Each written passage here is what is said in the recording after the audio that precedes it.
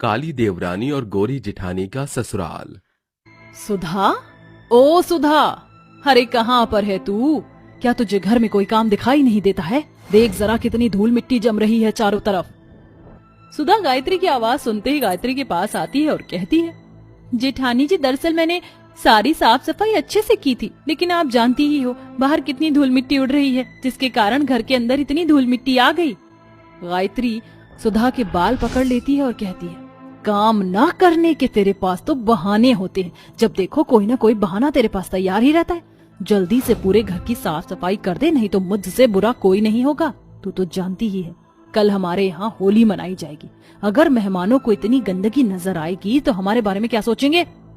सुधा दर्द में करहा रही होती है। जेठानी जी छोड़ दीजिए मुझे, मेरे बाल छोड़ दीजिए, मुझे सर में दर्द हो रहा है जेठानी जी।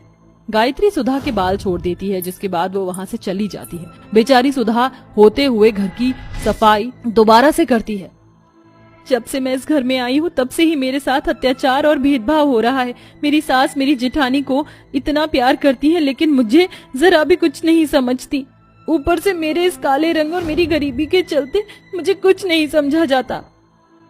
अपने मन में ये सब सोच ही रही थी सुधा कि तभी उसकी ननद शेफाली वहाँ से आ रही होती है। तभी अचानक से उसके हाथ से खाने की थाली गिर जाती है और पूरे फर्श पर चारों तरफ खाना बिखर जाता है। ओहो, ये क्या, मुझसे तो सारा खाना बिखर गया। तभी शेफाली की नजर सुधा के ऊपर पड़ती है। अरे ये नौकरानी यहाँ पर काम कर तो रही है, अपने आप साफ कर देगी, मैं यहाँ से चली जाती हूँ। शेफाली ऐसा सोचकर वहाँ से जा रही होती है। तभी सुधा उसे टोकती है। शेफाली कहाँ जा रही हो तुम? तुमने खाने की थाली ऐसे ही गिरा दी, जरा इसे साफ तो करती जाओ, मैंने अभी ही दूसरी बार सफाई की है। ये सुनते ही शेफाली को गुस्सा आता है। ओहो, तुम्हारी जरूरत कैसे हुई मुझे जाते हुए रोकने की? जब तुम यहाँ सफाई कर रही हो तो इसे भी साफ कर देना। अगर इसे साफ कर दोगी तो घिस नहीं जाओगी। लेकिन मैं तो, हाँ बस करो, मैं तुम्हारे मुंह से एक शब्द भी नहीं सुनना चाहती। पहली बात तो तुम जानती हो कि तुम्हारी इस घर में क्या हैसियत है, उसके बाद भी तुम मुझसे मुंह जोड़ी कर रही हो। अगर तुम्हारी शिकायत मैंने माँ से लगा दी तो तुम्हारी खैर नहीं। अपनी सास का नाम सुनते ही सुधा शांत हो जाती है और शेफाली से कहती है, नहीं नहीं शेफाली, ऐसा मत करो, मैं तुम्हारे हाथ जोड़ती हूँ। अगर तुमने ऐसा किया तो माँ जी मुझे बिल्कुल भी नहीं छोड़ेंगी। शेफाली ये कहीं अपने मन में सोचती है, आ गई ना लाइन पर, इसको लाइन पर लाने में तो सिर्फ 2 मिनट लगते हैं। जाओ शेफाली, तुम जाओ यहाँ से, मैं सारा साफ कर दूंगी खाना, और तुम्हारे लिए तुम्हारे कमरे में खाना भी ले आऊंगी। सुधा के कहने पर शेफाली वहाँ से चली जाती है, जिसके बाद सुधा घर की साफ सफाई के साथ साथ दोबारा से गिरे हुए खाने को अच्छे से साफ कर देती है। जिसके बाद वो शेफाली के लिए खाना उसके कमरे में ले जाती है कि तभी उसको आवाज आती है, सुधा, ओ सुधा, अरे कहाँ पर है तू? अरे जल्दी से यहाँ पर आकर मुँह ही करम जली, कोई काम ठीक से नहीं करती, इस घर में फोकट की खा रही है जब से आई है। अपनी सास की आवाज सुनते ही सुधा उसके पास पहुँच जाती है। अरे कहाँ मुंह काला करा रही थी, काली मुंह कहीं की, जब देखो यहाँ से वहाँ घूमती रहती है, तुझे तो कोई काम ही नहीं है इस घर के अंदर। माँ जी आप तो नॉन स्टॉप सुनाती ही जा रही हो, आखिर बताओ तो सही मैंने क्या किया है? अरे ये पूछ क्या नहीं किया तूने, कभी तो खाना तू स्वादिष्ट नहीं बनाती। अरे ये दाल है या फिर पानी, इतनी बेस्वाद दाल मैंने जिंदगी में कभी नहीं खाई। माँ जी रसोई में जीरा प्याज और तड़का मारने की सभी चीजें खत्म हो गई थी, इसलिए मैंने सादा सिंपल दाल बना दी। अरे मैंने माना कि तू गरीब घर से आई है, इसका मतलब ये नहीं कि हम लोगों को भी गरीबों जैसा खाना खिलाएगी। अभी कभी ये दाल ले जाओ और इसको अच्छे से छौंक कर ला। उर्मिला के हाथों से कटोरी ले जाकर सुधा रसोई में पहुंच जाती है और सारी दाल अच्छे से फ्राई कर देती है।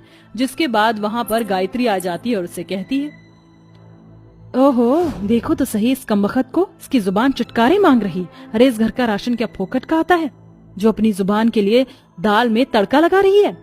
जिठानी जी ये तो मुझे, हाँ सोच ले एक नया बहाना, दोबारा सोच ले, जब देखो कोई ना कोई बहाना तेरे पास तैयार रहता है। अब तेरे पास इस दाल के लिए भी कोई ना कोई बहाना होगा।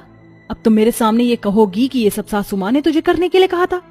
जेठानी जी मैं कोई बहाना नहीं बना रही हूँ, लेकिन ये बात सच है कि सासू माँ ने मुझे ये काम करने के लिए दिया था। फिर से एक और झूठ, अरे झूठ के ऊपर झूठ बोलती जाती हो तुम। चली जाओ यहाँ से और दोबारा रसोई में मत आ जाना, नहीं तो मुझसे बुरा कोई नहीं होगा। गायत्री सुधा को रसोई से भगा देती है, जिसके बाद सुधा बेचारी रोती रोती अपने कमरे में पहुंच जाती है। कमरे में पहुंचते ही वो अपने पति विक्रम की तस्वीर उठाकर उसे सीने से लगा लेती है और रोने लगती है। जी आप तो चले गए, लेकिन आपके पूरे परिवार ने मेरा जीना हराम कर रखा है। काश आप विदेश मुझे भी अपने साथ ले जाते तो मेरे साथ इतना अत्याचार नहीं होता। अब पता नहीं आप कब लौट कर आओगे। सुधा विक्रम की तस्वीर उठाकर रो रही होती है। तभी रोते रोते उसे नींद आ जाती है। शाम होते होते उसे बहुत तेज बुखार भी आ जाता है। तभी उसे उसकी सास और गायत्री की आवाज आती है। अरे बड़ी बहू, तूने ही इसके ऊपर इतनी ढील छोड़ी है, वरना ये काली कलूटी अभी तक सो रही होती। हाँ माँ जी, आप ये कैसी बातें कर रही हो? भला मैं क्यों उसे ढील दूंगी? इसको आने दो। अब इसका मार मार कर मैंने भूतना बना दिया ना, तो मेरा नाम भी गायत्री नहीं। बेचारी सुधा बुखार में तड़पते हुए अपनी सास और जेठानी के पास पहुंच जाती है, जिसके बाद उसकी गोरी जेठानी उसे देखते ही विल्टर से मारना शुरू कर देती है। छोड़ दो जेठानी जी, मुझे छोड़ दो। आखिर मुझे क्यों मार रही हो? शाम के 8 बज गए हैं और तुझे अब नीचे आने की फुर्सत मिली है? अरे ज्यादा ही हवा में पर निकल रहे हैं तेरे। आज तेरे इन परों को मैंने काट ना दिया ना, तो मेरा नाम गायत्री नहीं। जेठानी जी, मुझे बहुत जोरों से बुखार हो रहा था, जिस कारण मेरी आंख न खुल पाई। मुझे माफ कर दीजिए, मुझे छोड़ दीजिए, मुझे दर्द हो रहा है। जब से ये काली सियापन इस घर में आई है, तब से ही सब कुछ उल्टा सीधा हो रहा है। आज इसे मार कर हमारे घर के पीछे ही दफना देते हैं, जिसके बाद इसका किस्सा हमेशा हमेशा के लिए खत्म हो जाएगा। अरे नहीं माँ जी, कल होली है और मैं इसके खून के रंग से अपने हाथ नहीं रंगना चाहती। होली खत्म होने के बाद मैं इसे रास्ते से बिल्कुल साफ कर दूंगी। इतनी पिटाई खाने की वजह से बेचारी सुधा बेहोश हो जाती है। तभी उर्मिला उसके मुंह पर पानी डालती है, जिसके चलते उसे होश आ जाता है। जल्दी से उठ जाओ और जाकर हमारे लिए खाना बना कर लाओ, नहीं तो तू अच्छे से जानती है हम तेरे साथ क्या करेंगे। बेचारी सुधा अपनी सास और जेठानी के अत्याचारों को सहन करती हुई रसोई में जाती है और सबके लिए खाना बनाती है, जिसके बाद सभी लोग खाना खाकर अपने कमरे में सोने चले जाते हैं। लेकिन बेचारी सुधा के लिए खाने का एक दाना तक नहीं बचता और वह बुखार में तड़पती हुई अपने कमरे में सो जाती है। अगले दिन होली का त्योहार होता है और सुधा घर के काम कर रही होती है कि तभी पीछे से गायत्री सड़ी हुई दाल बाल्टी में भरकर लाती है और सुधा के ऊपर गिरा देती है। अरे ये आपने क्या किया जेठानी जी? मेरे सारे कपड़े गंदे हो गए। बुरा न मानो, होली है। अब तू जैसी निकम्मी के ऊपर महंगे महंगे गुलाल तो खर्च नहीं कर सकती, इसलिए तेरी औकात के अनुसार ये सड़ी हुई दाल से ही तेरे साथ होली खेलना सही होगा।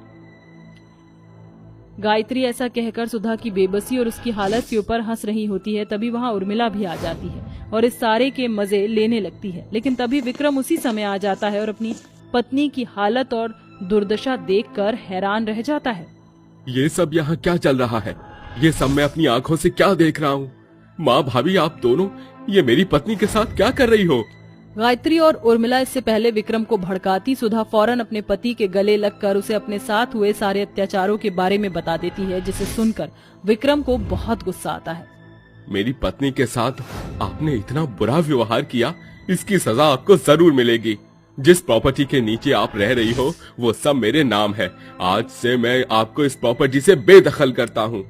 विक्रम का इतना बड़ा फैसला सुनते ही गायत्री और उर्मिला को अपनी गलती का एहसास होता है और वह दोनों सुधा के पैरों में गिरकर उससे माफी मांगने लगती हैं। आप दोनों ऐसा मत कीजिए, आपने मेरे साथ जो किया सो किया, लेकिन मैं आपके आगे हाथ जोड़ती हूँ, आइंदा मेरे साथ ऐसा कभी मत करना। मैं गरीब बेशक हूँ, लेकिन मेरा दिल बहुत साफ है। सुधा के कहने पर विक्रम भी अपनी भाभी और अपनी माँ को माफ कर देता है, जिसके बाद विक्रम के चलते सुधा को वापस अपना हक मिल जाता है और अब वह अपने ससुराल वालों के साथ खुशी खुशी रहने लगती है।